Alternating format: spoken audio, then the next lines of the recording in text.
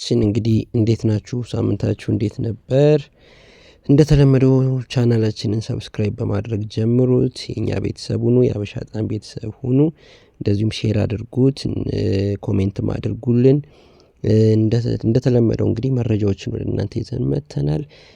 ካሉን መረጃዎች መካከል እንግዲህ በመጀመሪያ የምንመለከተው ታዋቂውን ራፐር ዊል ስሚዝን ይሆናል። እንግዲህ ዊል ስሚዝ አብሮ ይሰራ የነበረ ብራያን ኪንግ ጆሴፍ የተባለ ቫዮሊኒስት ባቀረበበት የካሳና የበቀል እርምጃ ክስ ውዝግብ ውስጥ መግባቱን ባሳለፍነው ሳምንት ሰምተናል።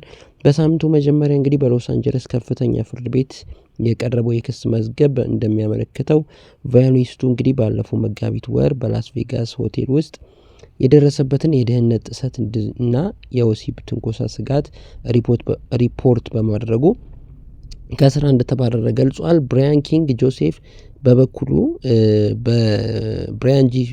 ብራያን ኪንግ ጆሴፍ የተባለው እንግዲህ ግለሰብ በክሱ ላይ እንዳብራራው ባለፈው ዓመት መጋቢት 20 አካባቢ በላስ ቬጋስ ለስራ በሄደበት ወቅት ምሽት ላይ እንግዲህ ወደ ሆቴል ክፍሉ ሲመለስ ያልተፈቀደ ሰው ገብቶ እንደነበር ተመልክቷል። በክፍሉ ውስጥም እንግዲህ የቢራ ጠርሙስ፣ የጆሮ ጌጥ፣ በሌላ ሰው ስም እንግዲህ የተመዘገበ የኤችአይቪ መድኃኒት እንዲሁም ብሪያን 5 ሰዓት ተኩል በፊት እመለሳለሁ እኔና አንተ ብቻ የሚል የልብ ቅርጽ ምልክት እንግዲህ የያዘ ወረቀት ማግኘቱንም ጠቅሷል። ከዚህ መልእክት እና ከተገኙት ቁሶች እንግዲህ በመነሳት ተመልሶ የሚመጣው አካል ወሲባዊ ጥቃት ሊፈጽምብኝ ይችላል የሚል ስጋት እንዳደረበትም ቫዮሊኒስቱ በክሱ ላይ አስፍሯል። ክሱ እንደሚያትተው እንግዲህ ጆሴፍ ጉዳዩን ለሆቴል ደህንነትና ለስሚዝ ተወካዮች ሪፖርት ካደረገ በኋላ የስሚዝ ተወካዮች እንግዲህ ጉዳዩን ከማጣራት ይልቅ ውሸትን ነው፣ ታሪክ እየፈጠርክ ነው በማለት ከቀናት በኋላ ከስራን አሰናብተውታል። ስሚዝ እንግዲህ ለጆሴፍ ከሌላ ሰው ጋር የሌለኝን ልዩ ግንኙነት ከአንተ ጋር አለኝ ብሎት እንደነበርም በክሱ ላይ ጠቅሷል። የዊል ስሚዝ እንግዲህ ጠበቃ አለን ግሮዲስኪ በሰጡት መግለጫ እንግዲህ በደንበኛ ላይ የቀረበው ክስ ፍጹም የውሸት መሰረተ ቢስና ግዴለሽነት የተሞላበት ነው ሲሉ ክሱን አስተባብሏል። ጠበቃው አክለውም እውነቱን ለማውጣት የህግ ሂደቱን እንግዲህ እንደሚከተሉ ማስታውቋል።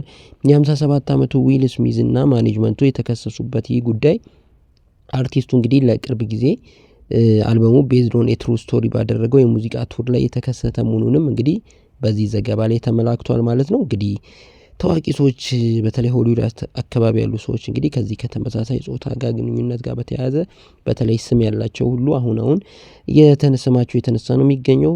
ባለፈው እንግዲህ የታይለር ፔሪን እንደዚሁ ክስ ሰምተናል። አሁን ደግሞ ዊል ስሚዝም ተከትሏል ማለት ነው። ለማንኛውም ወደ ሌላ መረጃ እንለፍ። የአጼ ኃይለሥላሴ ቤተሰባዊ ታሪክ ዘጋቢ ፊልም እንግዲህ ሊመረቅ መሆኑንም ሰምተናል። የኢትዮጵያውያን የመጨረሻ ንጉሥ ነገሥት ቀዳማዊ ኃይለሥላሴ ቤተሰባዊ ታሪክ የሚዘክረው ግራንድ ፓ ወዝ ኤምፔረር የተሰኘ ዘጋፊን በአድዋ ድል መታሰቢያ እንግዲህ መታየት መጀመሩን ነው እንግዲህ የሰማነው። ይህ በዓለም አቀፍ ደረጃ ከፍተኛ ትኩረት የሳበው ፊልም የሚያተኩረው በቀዳማዊ ኃይለሥላሴ የልጅ ልጅ በሆኑት በልዕልት የሺ ካሳ የግል ሕይወት ታሪክ ላይም ነው ተብሏል።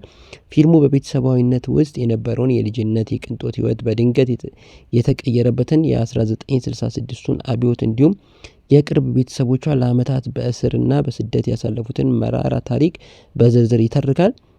ዘጋቢ ፊልሙን እንግዲህ ከሌሎች የታሪክ ስራዎች ለየት የሚያደርገው ከዚህ ቀደም ለሕዝብ እይታ ያልበቁና በንጉሳዊ ቤተሰብ የግል ካሜራዎች የተቀረጹ ያልታዩ የቪዲዮ ምስሎችና ፎቶግራፎች ያካተተ እንግዲህ ነውም ተብሏል። የታዋቂ ሲኒማቶግራፈር ኮንስታንቲን ማርክስ ስራ የሆነው ይህ ፊልም በታዋቂዋ ድምጻዊትና ተዋናይ ሲንቲያና ኤሪሾ አዘጋጅነት እንግዲህ ወይም ኤክስኪዩቲቭ ፕሮዲሰርነት ለእይታ የበቃም ነው ተብሏል። ፊልሙ በፓን አፍሪካን ፊልም ፌስቲቫል ላይ እንግዲህ ጆኤል ስኩዌል ዶክመንተሪ አዋርድ ሽልማትን ማሸነፉ ይታወሳል። በአሁኑ ወቅት እንግዲህ በአድዋ ድል መታሰቢያ በሚገኙት ሲኒማዎች እንግዲህ ለእይታ ቀርቧል። እናንተም ሄዳችሁ እንግዲህ ይህንን ፊልም እንድትመለከቱ እንጋብዛለን። ሌላ መረጃችን ደግሞ የአቢላቀው ሙዚቃ እንግዲህ 100 ሚሊዮን እይታ እንዳገኘም ሰምተናል። ድምፃዊ አቢላቀው በየኔ ሀበሻ በሚለው የሙዚቃ ቪዲዮዋ በኢትዮጵያ የሙዚቃ ታሪክ ውስጥ እንግዲህ ከፍተኛውን የዩቲዩብ እይታ ቁጥር በማስመዝገብ ቀዳሚ ሆናለች። ይህ ተወዳጅ ሙዚቃዋ 100 ሚሊዮን እይታዎችን በዩቲዩብ በማስመዝገብ ታሪክ ሰርቷል። ይህም እስካሁን በዩቲዩብ ፕላትፎርም ላይ ለአንድ የኢትዮጵያ የሙዚቃ ቪዲዮ የተመዘገበ ከፍተኛው ቁጥር ነውም ተብሏል። የኔ ሀበሻ የተለቀቀበት ጊዜ ጀምሮ እንግዲህ በሀገር ውስጥም ሆነ በውጭ ሀገር ባሉ የኢትዮጵያውያን ዘንድ ከፍተኛ ተወዳጅነትን ያተረፈ ሙዚቃም ሆኗል። አቢላቆ እንግዲህ ለዚህ ታላቅ ስኬት ላበቋት አድናቂዎቿ አመሰግናለሁ በማለት ምስጋናዋን በማህበራዊ ትስስር ገጿ እንግዲህ ገልጻለች ማለት ነው። እንግዲህ ቤተሰቦቻችን እንግዲህ ይሄ ነው መረጃዎቹ። እንዳልኳችሁ እንግዲህ ቻናላችንን ሰብስክራይብ አድርጉ፣ ሼር አድርጉት፣ ኮሜንት አድርጉልን። የሚሰማችሁን ነገር ኮሜንት ብታደርጉልን ደስ ይለናል። ስለዚህ ሰብስክራይብ ያደረጋችሁ አበረታቱን። አዳዲስ የመዝናኛው ኢንዱስትሪ ወሬዎችን እንደዚሁም አነጋጋሪ ጉዳዮችን እንግዲህ ወደ እናንተ የምናደርስ ነው የሚሆነው። ከኛ ጋር ስለምትሆኑ ከልብ እናመሰግናለን። አብራችሁን ሆኑ። እንደዚሁም በሬዲዮ ፕሮግራሞችንም ታገኙናላችሁ። በአራዳ ኤፍኤም 95.1 ዘውትር እሁድ ከ8 ሰዓት እስከ 9 ሰዓት ከኛ ጋር አብራችሁ የተለያዩ መረጃዎችን ጣዕመ ዜማዎችን ያገኛችሁ አብራችሁ መቆየት ትችላላችሁ ለማለት ነው። አመሰግናለሁ።